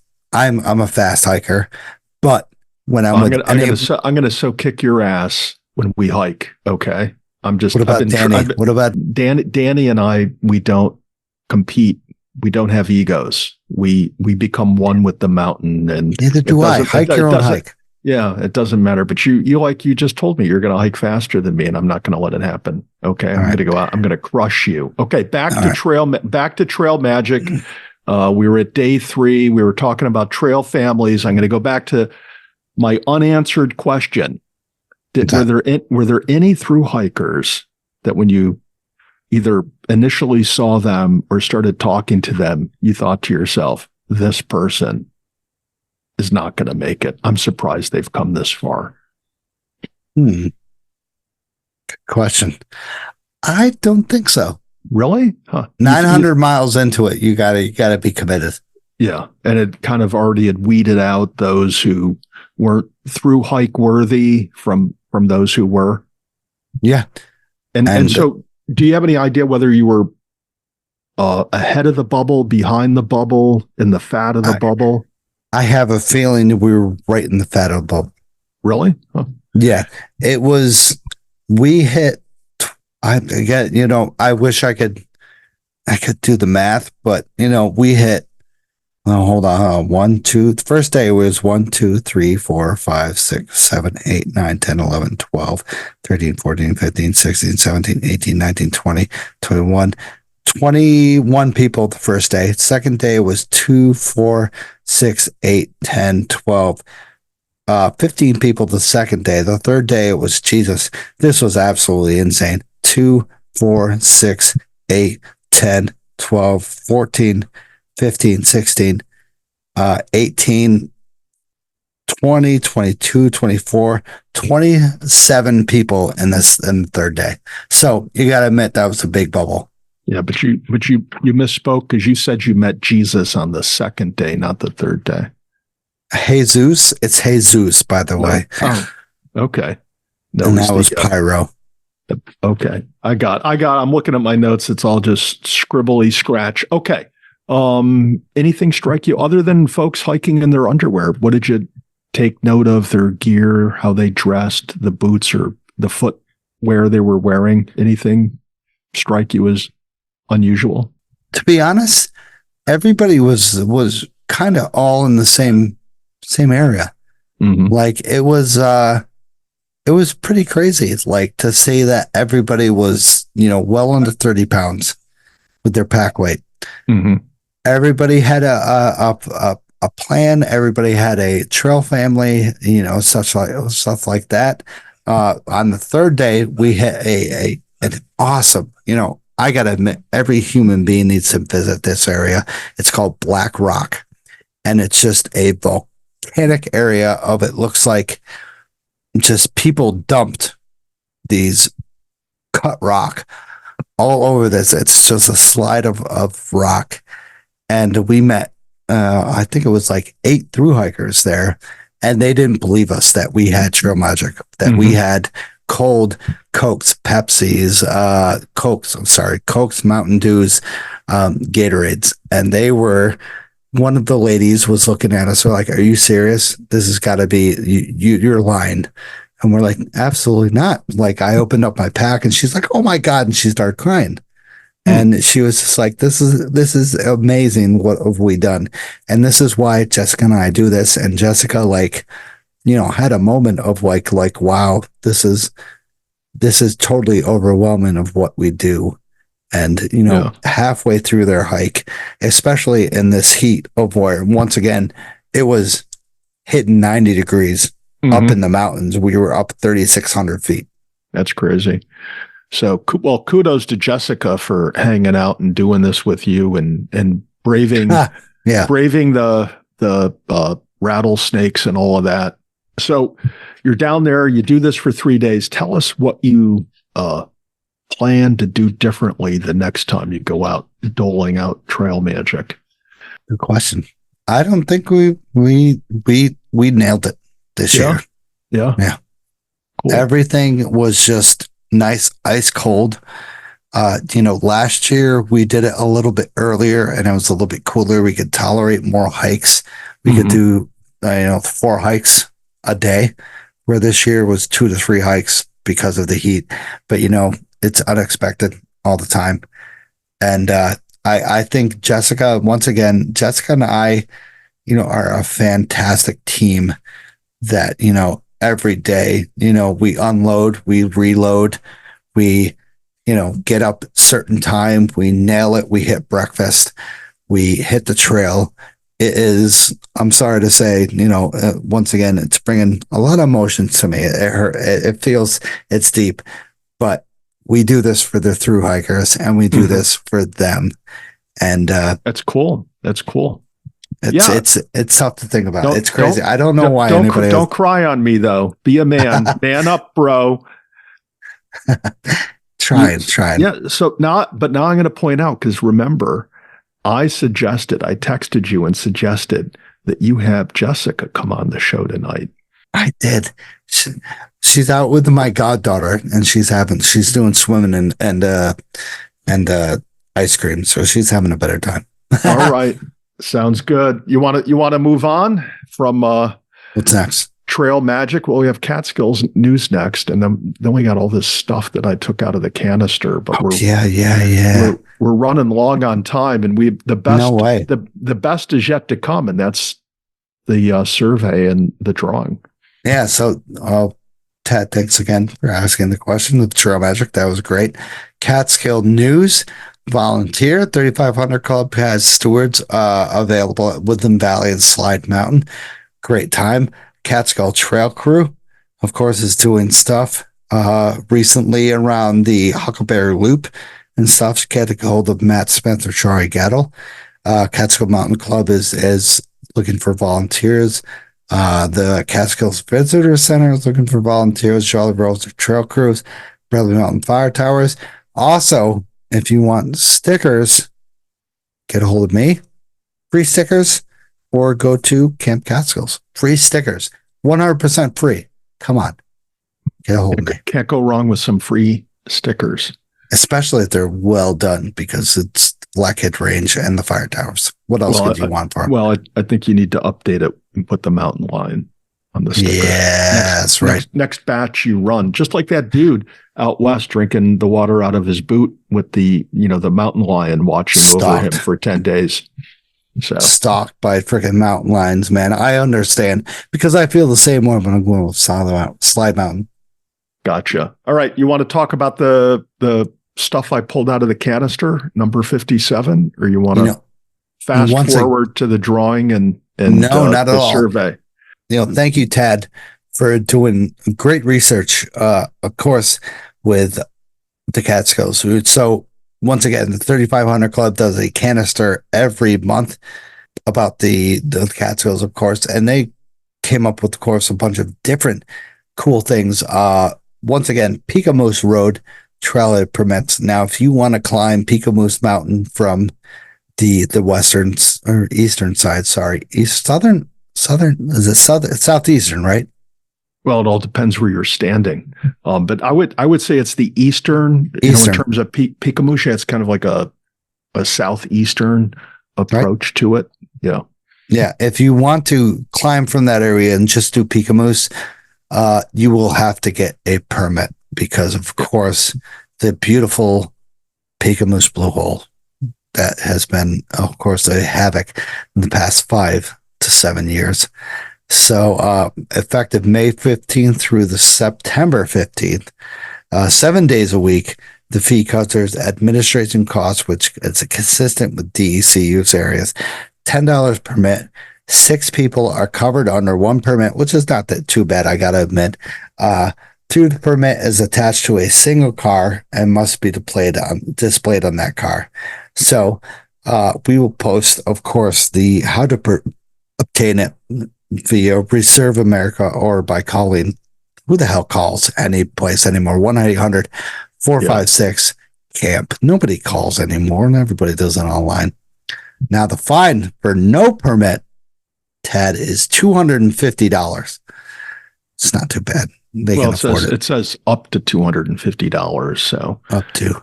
If you're a nice person, you might get off for less than that. What I thought is noteworthy is, first of all, they've taken away most of the parking along Piccamoose Road. There used to be previously a number of pull-offs. Some of those pull-offs were good points of departure for bushwhacking in that area, but now they've got Jersey barriers and signage and all sorts of other things that keep you from parking at those old pull-offs. So be mindful of that, and be cognizant of the fact that you just can't go on a whim now over to Piccamoose and think you're going to park there and hike it. You need to buy a permit in advance, which on a weekend is probably going to be sold out. It's not bad, I gotta admit. I've done it Tuesday. So go from Denning, which is the table in Piccamoose. Absolute amazing hike, I gotta admit. Beautiful viewpoints. Summit, Table, and Piccamoose. Piccamoose is not that difficult from Table, so do that or get a permit and support all the local areas. So we also have 3,500 Club candidates of 2024. So, once again, I was involved with the club, but, I really never really got extensively in it. I never understood anything. So, Ted, do you know anything about this? Well, I look at this and they have the Kaaterskill 3,500 Club candidates for 2024. It says the following candidates were nominated and approved in accordance with the procedures outlined in the bylaws. So the canister gives you who your officers for 2024 and who the directors are for 2024. And these are people who are involved with the club on an executive level. And if you've got something that you want to suggest or raise as a concern, I'm sure you can reach out to any one of them. I recognize a number of those names. Oh, yeah, definitely. And Michael supports the show. Jack Walker is the director in the show, and he helps out the show a lot. Of course, Lords, Sonera, Julie McGuire, they have all been on the show. Chris, I have him on the show. Jake Hazley is, of course, Bill Winterbottom. They're both with SAR. Colleen Hardcastle is with the volunteer organization. Jim Boughton, we all know who Jim is. Candyman. Mary used to be a 3,500 Club president. David White, God, I don't know, Catskill God, basically.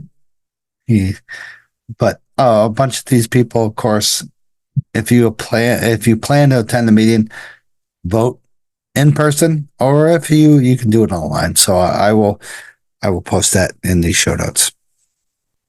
Okay. Or scan the QR code. yeah, pay your Catskill Club membership dues and get this emailed to you every month. As Correct. I do. Yes. And being with the club, if you pay your dues, this goes 100% around the Catskills, all around the Catskills. Yeah. When I was with the club, we did donations to the Friends of the Feathered and Furry. We did donations all over the place. So it just doesn't sit there and get accumulated and goes to somebody. It goes to organizations around the Catskills, 100%.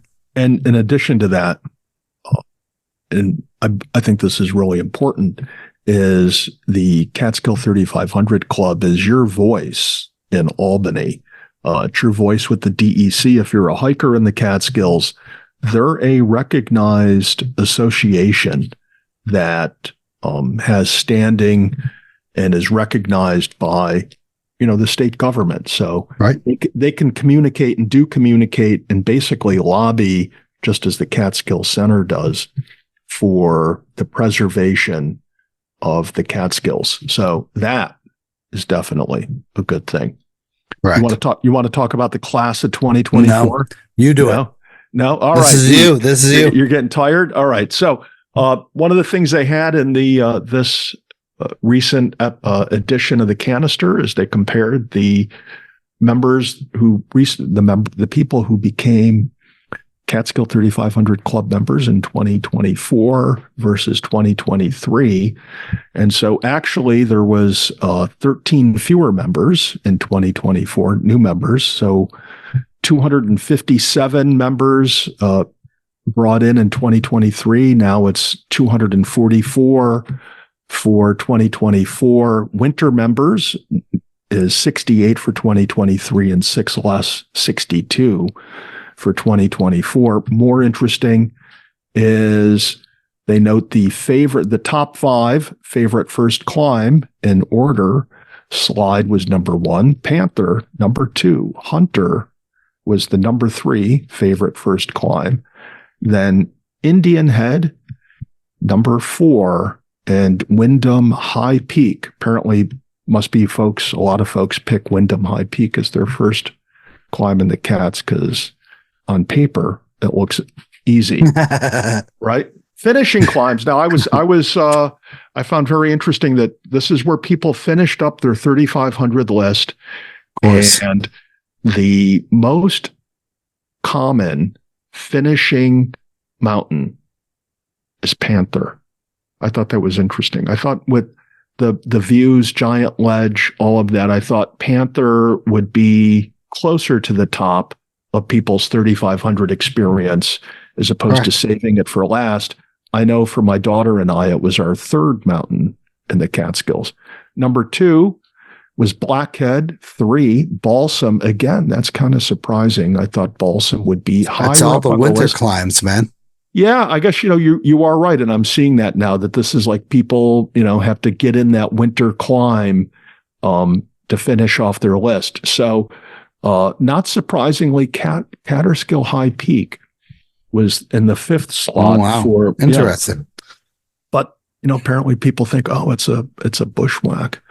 Ted, so, what was your first climb in the Catskills? Slide.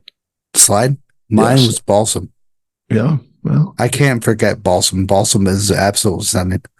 Yeah. Well, I'll never forget I remember all those first round in the Catskills. And I remember many, if not most, or maybe even all of the other over 500. I've lost count these days. So let's move. What's that? Move on to this absolute stunning. What, Jim's report? Yeah. Okay. Unbelievable. So Jim Boughton, who is the canister maintainer in the Catskills, he does this tabulation for the DEC every year, counting for the number of people who sign in the canisters, which mountains, etc. So canister sign-ins for 2022 was 14,980 names signed into the logbook in 2022. That's like the size of a small city, right? Yeah. How many? Yeah. Is that how big it is? Yep. Okay. So it's like the whole community of Oneonta signed in, right, in 2022 in the canister books. And then in 2023, it clicked up to 15,288. Jim doesn't give us the data for 2024. Presumably that's because his accounting period corresponds to a calendar year, where I think the data that we just clicked off for the class of 24, 308 people more. yeah, is not. So, Not bad. Jim also points out that about 50% of the people who hike the cats will sign in to the trailhead registers, and the other 50% don't. He notes that when he first started doing this canister counting in 2008, there was about 2,000 sign-ins, and now, as I've noted, we're over 15,000. Oh, wow. In just like 15 years. So let's see. The most popular month for canister sign-ins is May. Did that surprise you? May is the most popular month? Not really before Nettles. Yeah. I guess that is somewhat, but why wouldn't October, November? Yeah, right. Right. So, March saw the fewest sign-ins with 956. Yeah. So, Jim does point out that May is a month of bird nesting in the Catskills, so be conscientious of that when you hike in May. He also points out in a separate entry that he made in the canister that you need to leash your dog. Low-lying nest and fledglings are easy prey for predators, including an unleashed dog. He says, I've watched several ground nests destroyed by unleashed dogs while stewarding at a fire tower. Most dogs will naturally chase after fleeing fledglings, etc. So, I like to point out that my friend Darren White had an awesome kind of like a little situation with his dog, that he had a wraparound leash around his waist for his dog to get a certain amount of distance on the trail and to kind of keep it leashed. And I was blown away by how awesome that the dog went up the trail and kind of got grabbed to a certain amount of distance. And Darren, awesome. Share your experience however you want to with me, and we'll share that with the people, because it was absolutely incredible. Well, Jim is collecting all this data about canister sign-ins. I just think that's crazy that it's over 1,000 people a month. So when you break that down into a weekend, that's a few hundred every weekend that are bushwhacking and signing in. Who do you think the fewest saw the sign-ins? Come on. This is an easy guess. The fewest? What? The mountain that saw the fewest? Yeah. It's probably Rocky. Of course. Yeah. Nobody likes that peak. I love that peak. Yeah, Rocky's a fun hike. I've hiked it from many directions. It's a good time. Like it Rocky. Is. I've actually bumped into Jim a couple times up on Rocky. Nice. Right. Yeah, wow, what a freaking crazy instance that you do. Yeah. Bump into anybody up there. No, when you go to Rocky? I can't tell you. Never hit anybody. Seriously? You're on the weekends though. Yeah. Although my hike this past weekend, 11 and a half miles, I only ran into 3 people at the ski area, and then the rest of the hike I was by my lonesome. All right. So of all the other things in this month's edition of the Catskills Canister, I did pull out this one post or presentation. Steve Aaron, who's been on the show, who I met at the Catskill Expo, they had some of his photos in the canister. And let me tell you that they are remarkable, man. He takes some really good shots. You ought to check out the canister and look at the photos on the canister, because they're higher resolution than you're going to see on Instagram or elsewhere. And I'm going to assume that Steve has got a website because he sells his photos.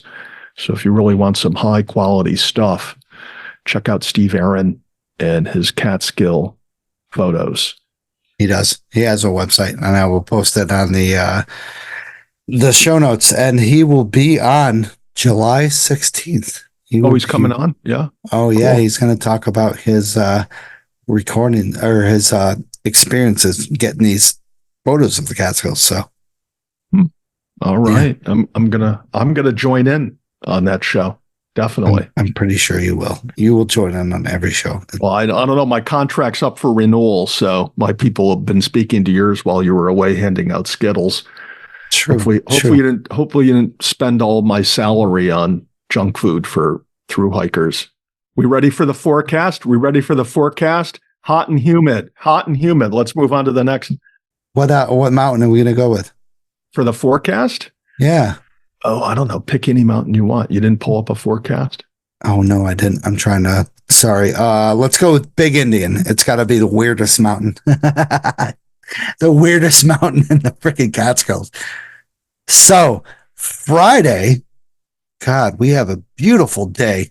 Clear skies all throughout the day. 55 to a high of 61, a low of 50, with a wind chill of a low of 50. 20 degrees maximum, and that's at night. Saturday, once again, this is a little out of date because we're doing this recording Tuesday. Light to moderate rain. Wind chill down to 54, but a high of 61 to 66. So beautiful day. Sunday, light rain to a risk of T-storm in the later afternoon times. A low of 63, a high of 66. So looks to be a beautiful day out on Sunday. So get out there. What is I'm not going to say what Slasher says. So crush some peaks. No, we don't do that. We have some fun. Enjoy some peaks. Yes. Enjoy some peaks. So let's get on with the sponsors. God, I hate to say that. So sponsor of the night, discover Camp Kaaterskill in Tannersville, your ultimate hiking store. Find top quality gear, apparel, and accessories for all your outdoor adventures. Our expert staff will help you here and every hiker. From beginners to seasoned pros, we carry a variety of unique Catskill souvenirs and gifts. Visit our online store at campkatskill.co or visit us in the store for your next journey. Adventure starts here at Camp Kaaterskill.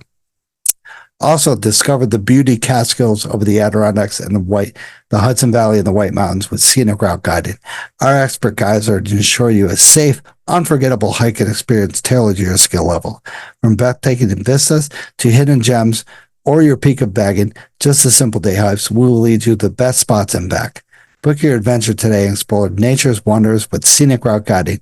Check them out on the social media platforms. Also, if you mention the podcast, you can get 10% off. Use the code Mountain Lion.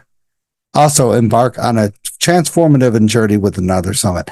Another Summit is dedicated to serving veterans and first responders for free with outdoor activities. Activities like walks in nature, paddling, hiking, or even backpacking. Join our supportive community to rejuvenate in nature's embrace.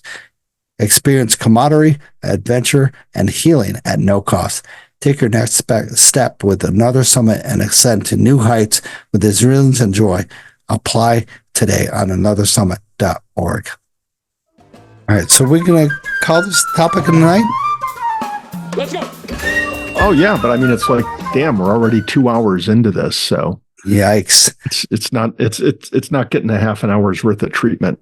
Yeah, so the Catskill Expo survey kind of it's like meshed.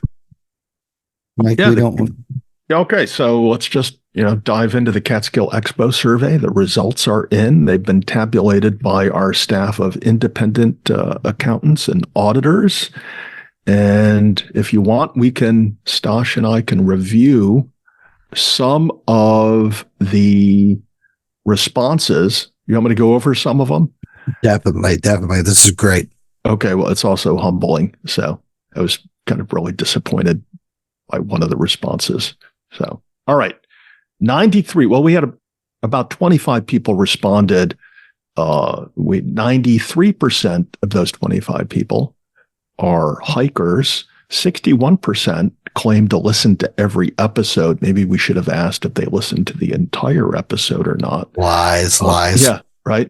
And then, all right, so here it is. This is the saddest moment of my life, of my podcasting life. 63% of the respondents voted Stump Stosh their least favorite. Yeah, you love it too, don't you? Look at you. You got to see this guy's smile. It's like he just won the lottery. So 63% of you said the Stump Stosh segment sucks. So I'm signing off now. I'm officially quitting on air. All right, I'll finish this up though.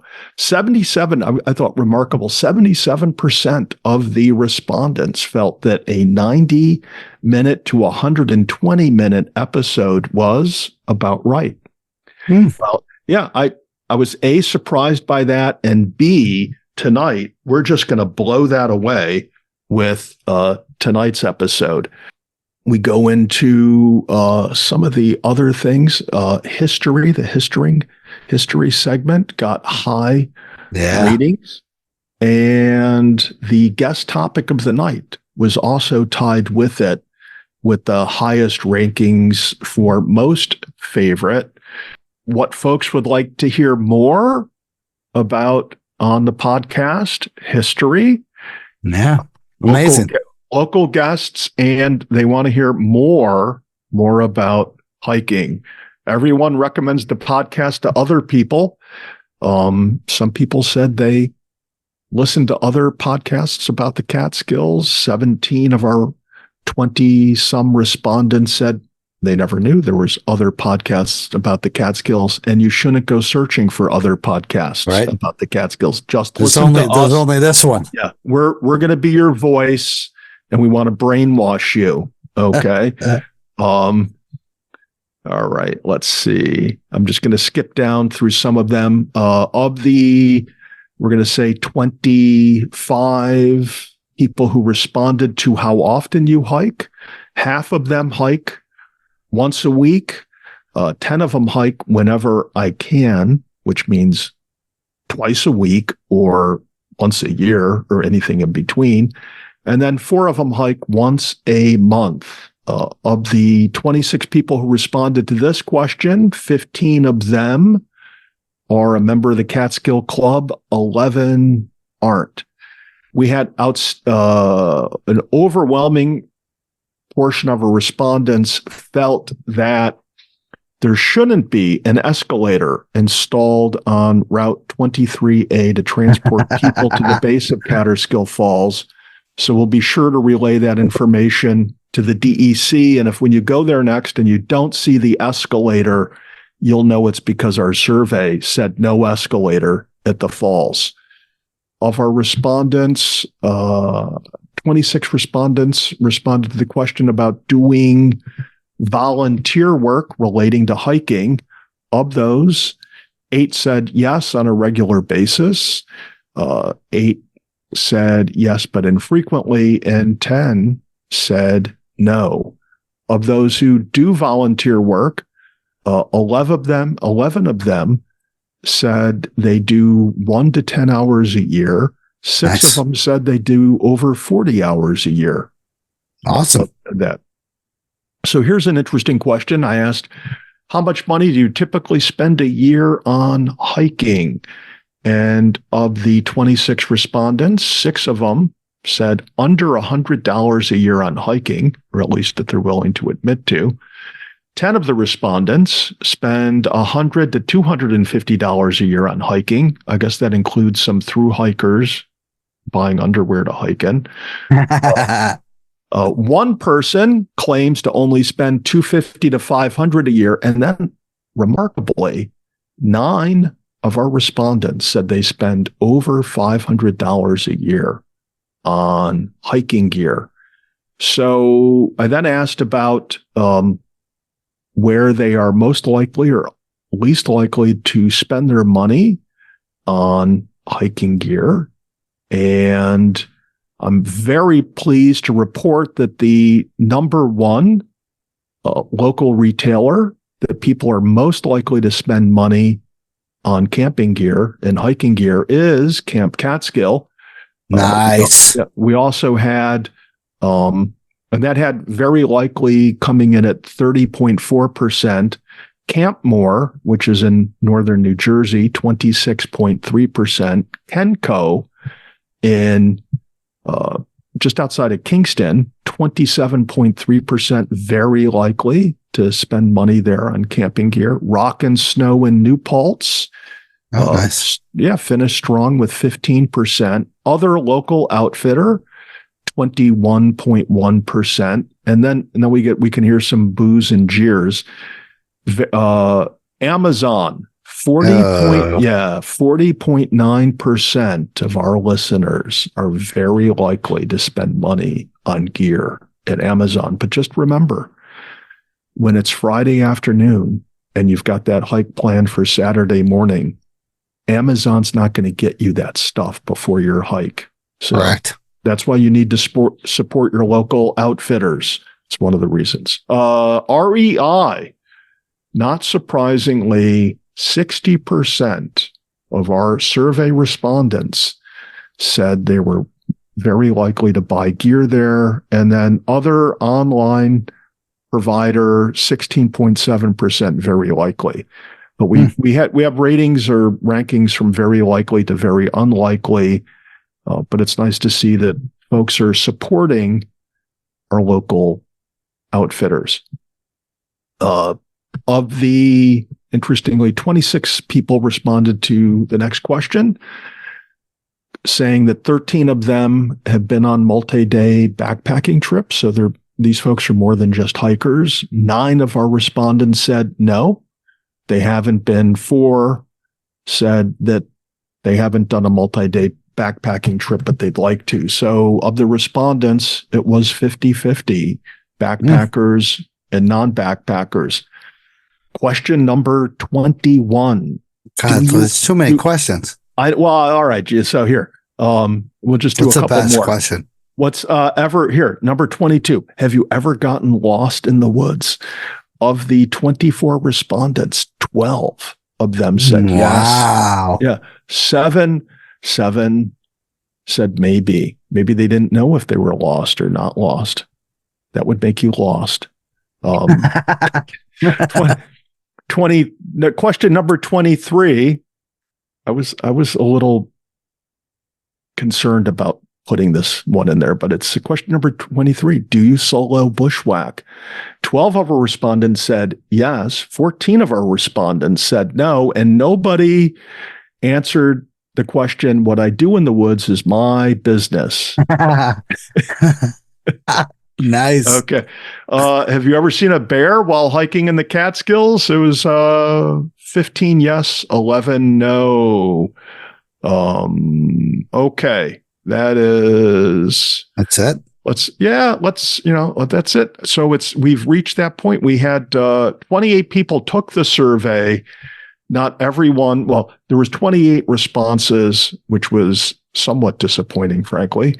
Some of the people did submit more than one, so we came up with 23 unique people using it. So we have tabulated all of that, and then Stosh has a link to, you have that, Stosh? You queuing that up? For what? The automatic number generator. All right. I already have it. Oh, you already did it? We were supposed to be like a drum roll. And the winner is BB Jules. BB Jules. All right, BB Jules. We will get a hold of you.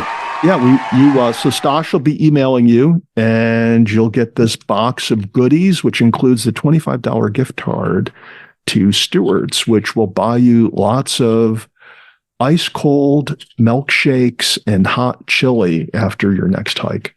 Nice. Okay. Congratulations, B. Thank you, everybody who participated in the survey. It was a lot of fun to come up with it. And it was good to have people participate, even though we screwed up at the expo.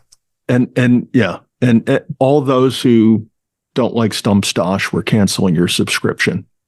Yeah. Yeah. So stump stosh is gone. Garbanzo. As Alex would say, garbanzo, it's gone.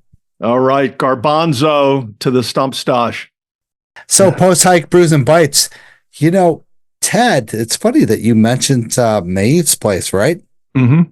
Go ahead, talk about it. All right, yeah. So I remember it having been mentioned on the show recently. So after my 11.5 mile excursion from Pine Hill up to Bel Air and down part of Lost Cove and back to Pine Hill, it might not have been like 99 degrees, but it was warm enough to pull off and get something cold on the way back. So I pulled into the Phoenicia Plaza to check out Maeve's place. I did post a couple pictures on my Instagram story about Maeve's. It's really cool inside. They got quite a selection. Air conditioning on Saturday was blasting. And so I ordered a smoothie.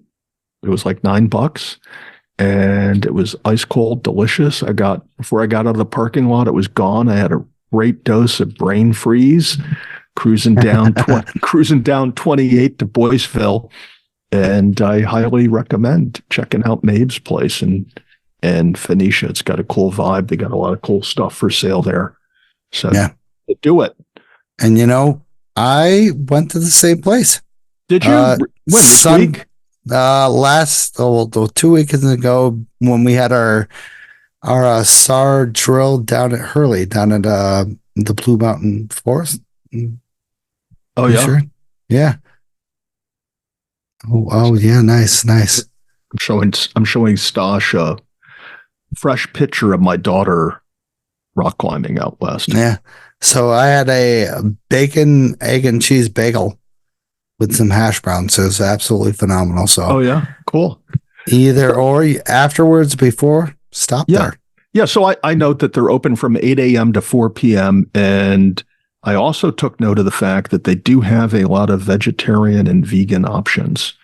So if meat is not your thing, they do have other stuff to feed you. Yeah.